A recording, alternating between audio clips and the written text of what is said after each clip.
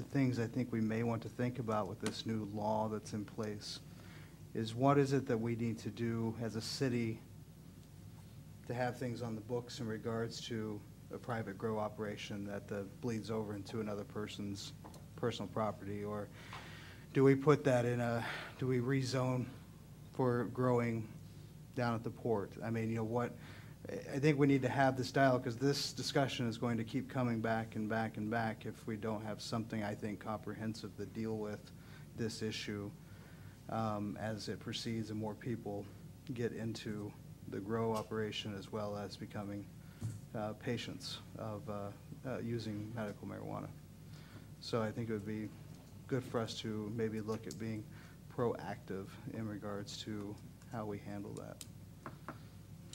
And certainly, I think some of Sherry's research is going to bring some of that to bear. At the same time, we've already got provisions on the books for items that are a nuisance from neighbor to neighbor as well. So while there's some broad interpretation of that, we certainly have a process put in place to try and narrow that down as much as we can as well. And that's the thing, I'm ignorant of the law, I would say, in regards to, are you even allowed to privately grow? If you are, okay. So you don't have to have a business license for that, even though he's selling it? Or is that for personal use? I believe it's only for personal use. Personal use only, okay.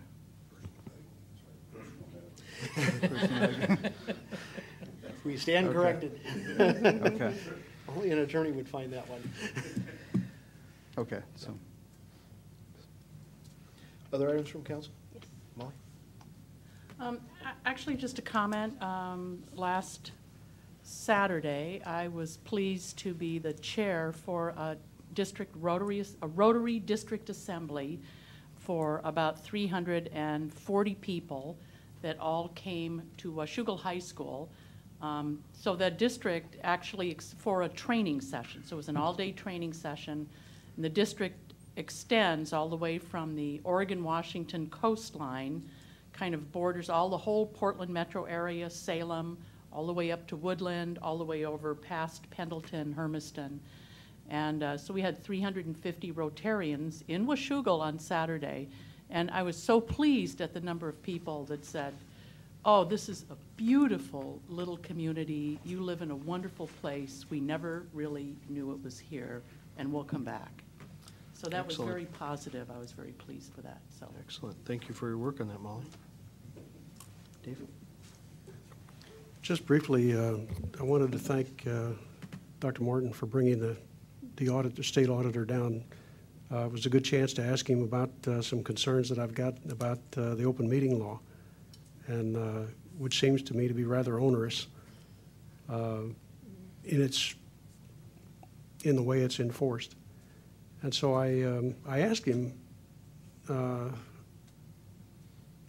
what the requirements were, and I got what I thought were some good answers. In relaying those to our legal counsel tonight, I raised some concerns with the answers I got. Can we bring this back to a workshop? Sure. Martha, I know you'll want to attend that one. Thanks very much. You bet.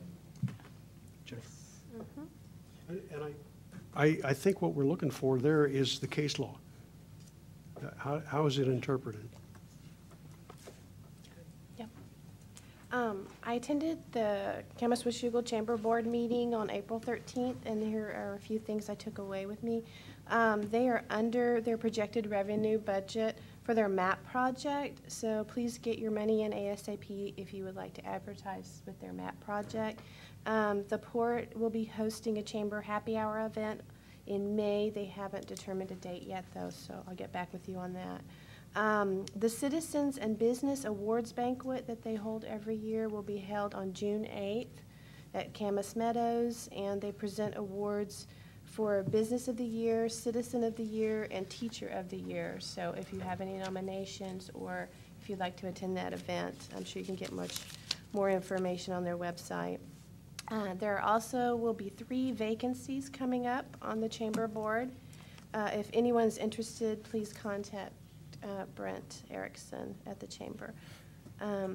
There's a beach cleanup, and it will be held at Captain William Clark Park on Saturday, April 24th, from what I understand, from 9 a.m. to 11 a.m. don't know anything about it. I guess it's being arranged by the port.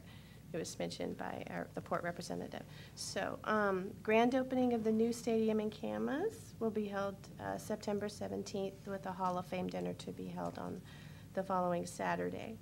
I also attended the Washougal School Board meeting that same evening, and their two top issues are the school district is faced with approximately $570,000 in budget cuts for the 2010-2011 season. That's keeping 6% in their reserves per the directive from the board, and the two largest reduction areas were classified staff and middle school athletes.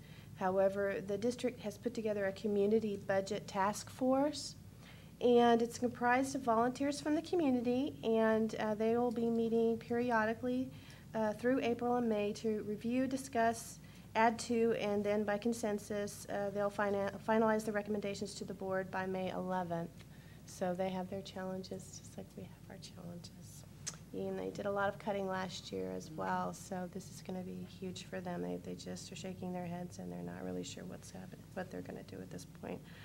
I am proud to say that I, along with my family, were citizen scientists on April 10th, and we participated in the Water Resources Education Center annual critter count. As scientists, we received a short training session from a noted field biologist, and then proceeded to various sites around Clark County with local wildlife experts to count the amphibians and reptiles for data collection purposes. Yes, I do pick those things up. I have no problem with that. The weather was beautiful, and I highly recommend this activity for all ages.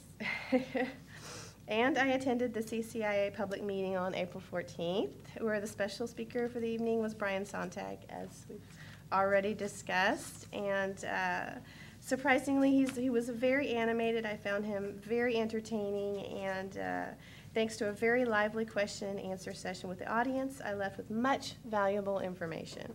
A quick thank you to Dr. Martha Martin and the CCIA group for bringing Mr. Sontag down to our small corner of the county. I will not be able to attend the budget meeting on Friday, nor will I attend the workshop on Monday or the school board meeting on Tuesday due to going on a trip out of town with my family. You don't need a vacation after all those meetings and outings, do you? That's it. Thanks. Thank you, Jennifer. Michael? I do apologize for not being able to make it to the meeting. I do appreciate the openness and the emphasis on openness. And as a public official, it's very difficult sometimes to have the personal desire, or I should say, the ability to overcome the personal motivation that is just incumbent upon the situation. But I appreciate the efforts that you have and all the citizen efforts as well, continually asking for increased transparency. And I definitely support that and hope that we have that continuing trend of increasing transparency. So thank you very much. Any other items? Okay. Moving into new business on the regular agenda, Ms. Reavers, Agenda Bill 5510, the Professional Services Agreement number 4 from Wallace Engineering. Thank you, Mr. Mayor, Council. Staff submitting a professional service agreement from Wallace Engineering on Zone 4 Reservoir Water Improvements Project. Phase 1 preliminary design and pre-application is complete, and the project has now entered Phase 2. This phase includes final design of the project and bidding for final construction. Phase 2 tasks consist of general project management